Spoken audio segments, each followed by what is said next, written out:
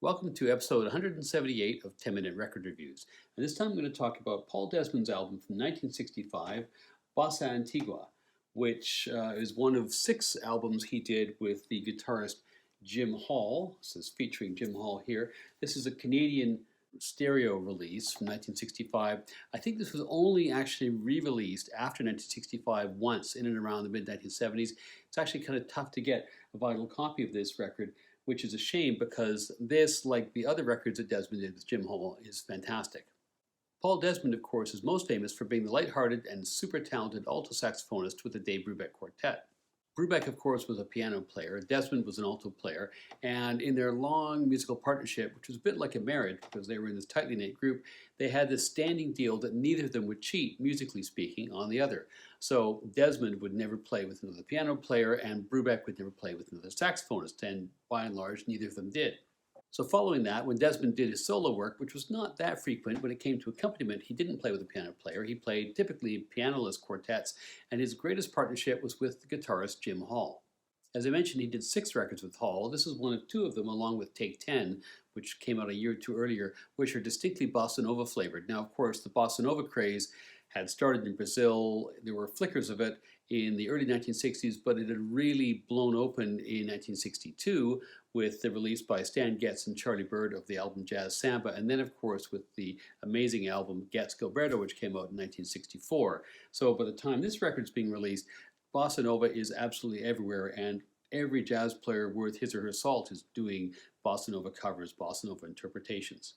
Desmond, of course, was no more immune to the financial temptations of this kind of work than any other jazz player, but he's a very witty guy and a self-deprecating guy, and he himself felt that his own bossa nova contributions were not particularly novel. Bossa nova, of course, meaning new wave. The joke here in the title is that this is old wave, Bossa Antigua, although I should say it doesn't really work as a title because, Paul, if you were going to do that, you should have actually had it in Portuguese, Antigua, not in Spanish, but there you go. So Paul Desmond was born Paul Emil Breitenfeld in San Francisco in 1924. Like his dad, he was musical, and he'd first wanted to learn the violin, but his dad put him off that, basically saying that's a ticket to starvation. He graduates from high school, goes to San Francisco State College, and there, in his freshman year, he begins to take up the alto sax. This, of course, is wartime, and no sooner had he made that decision and began to learn the instrument than he was drafted into the Army. He's posted in San Francisco his whole service, and he plays most of his time in the Army band there, where he meets Dave Brubeck.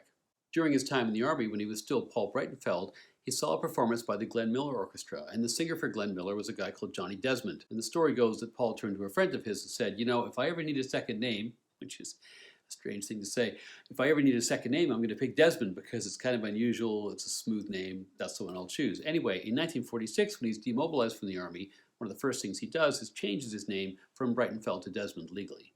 In the immediate period after the war, Desmond is gigging in the Bay Area, including with Brubeck, of course, who we'd met in the Army.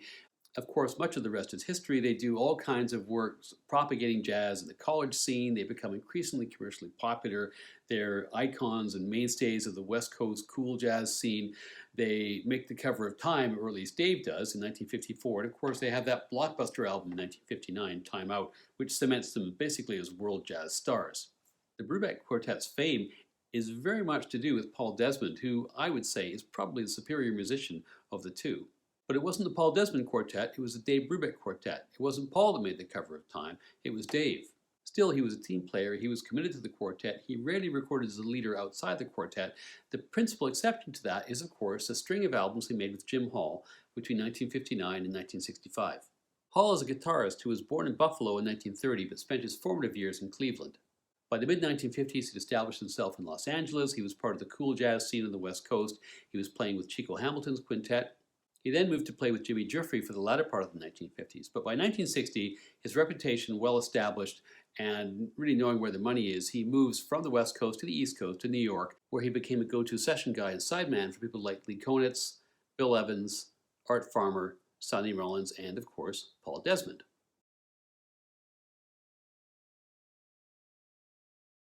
As I mentioned, Desmond and Hall made 6 records together. The first of those came out on Warner's Records in 1959, First Place Again. The remaining 5 were all on RCA.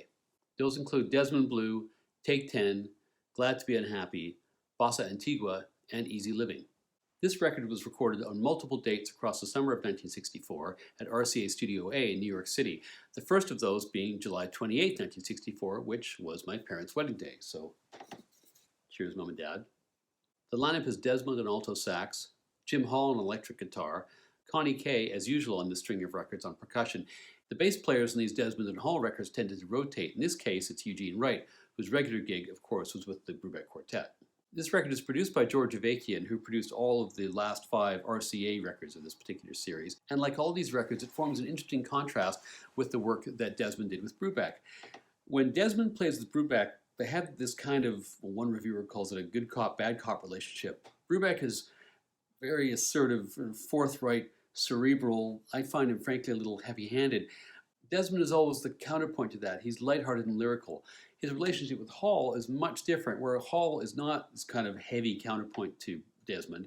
Hall, in fact, is basically, for the most part, providing just this smooth, chordal understructure for Desmond to stretch out. And Hall's own soloing, which is nice when it happens, is relatively restricted.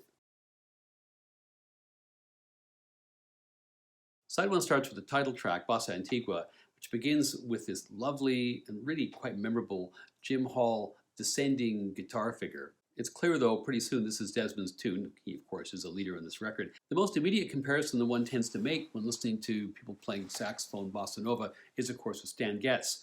It's not just the register of the instrument, which is different. Desmond's playing is much lighter, much more lyrical in tone, much less dark in some respects than Getz's was. The next song is one of 2 standards on the record, which is The Night Has a Thousand Eyes. This is not a bossa nova song, and Connie Kay's drumming, I think, is pretty clearly not bossa nova drumming on this track, but there's still some very heavy kind of bossa nova flavors, particularly to Desmond's playing.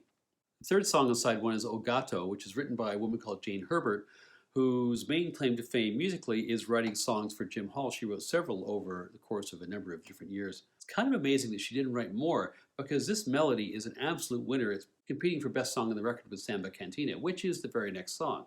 As ever, and what is a really great track, Desmond conveys much more lightheartedness and much less melancholy than you might find in the work of the classic composers of bossa nova like João Gilberto or Antonio Carlos Jobim.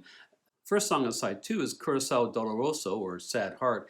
This is based on an old standard from the 1920s called Heartaches, which Desmond did an original version of, changing the chord changes a little bit. They tried that first version. Avakian comes out of the booth saying, basically, this is shit. You have to change it. And apparently, he rarely did that, so it must have been quite bad. Desmond works on the changes again. He extemporizes a new melody, and so it has some kind of antecedents back to the original tune, but there's no credit given. It's basically a Desmond credit. And on the liner notes, he says, well, we made so many changes, we don't really think there's a royalty credit, but if the writers are out there, if they want to come by for a drink, I'm usually home between 4 and 6. The second out-and-out standard in the whole record is the next song, A Ship Without a Sail. It's got a lovely intro by Jim Hall and some great playing by Desmond. What sticks with me with this song, strangely enough, are the rim shots from the drummer Connie Kay, which after a while, particularly during Hall's solo, because Hall is a very subtle player and the tone he's picked in his guitar is really quite mellow. All you can hear is this rim shot. And once you hear it and you've been fixated, that's all you can hear for this whole song. It's a little bit like Will Ferrell in the More Cowbell sketch. Alanza is next, and this is quite an interesting song. Desmond takes the lead, and there's this wonderful weaving accompaniment by Hall. This is probably the best bit of symbiotic sort of basket weaving interplay between the 2 musicians in the whole record. The last song on the record is The Girl from East Ninth Street. It's chiefly memorable for this great sort of unison descending pattern in the melody between Desmond and Hall, which repeats several times and really sticks in your head. This whole album conjures up a mood. I've listened to it for many years in different formats, the car and CD, MP3 and vinyl obviously and so on. But until I sat down to actually review it, I'd never really distinguished a lot of the songs in my head because there is, I don't want to say sameness because that sounds negative, but there is an overall mood which is pervasive through the record, which is frankly great if you're looking for the kind of mood that this record generates. It's peaceful, it's beautiful, it's a wonderfully gentle album. It's maybe not the peak of what Desmond was able to achieve in the Brazilian idiom. That probably occurs on Take 10, a couple albums before with Jim Hall, but it's pretty close. If you're either a cool jazz fan or a bossa nova fan, you should pick this up if you can find it. Like I mentioned, it's hard to find. It's a solid outing, it's a cocktail party winner, and for me, it's 4 to 5 stars.